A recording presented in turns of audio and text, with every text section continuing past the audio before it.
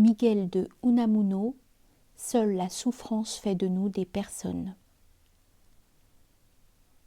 Paru en 1913, Le sentiment tragique de la vie est l'ouvrage le plus connu du philosophe, romancier et poète espagnol Miguel de Unamuno. Pour Unamuno, toute conscience est conscience de la mort et de la souffrance. Ce qui fait de nous des hommes, c'est le fait que nous souffrons. L'idée peut sembler à première vue proche de la pensée de Siddhartha Gautama. Le Bouddha considérait lui aussi l'inéluctabilité de la souffrance comme la caractéristique fondamentale de la condition humaine, mais l'attitude d'Unamuno face à la souffrance est très différente.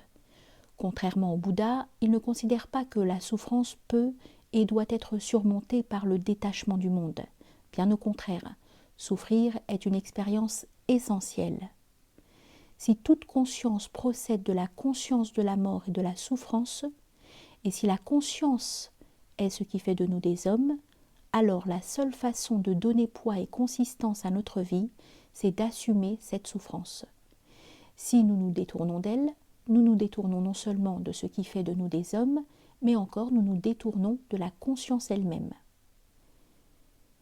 Il y a une dimension éthique dans cette conception de la souffrance.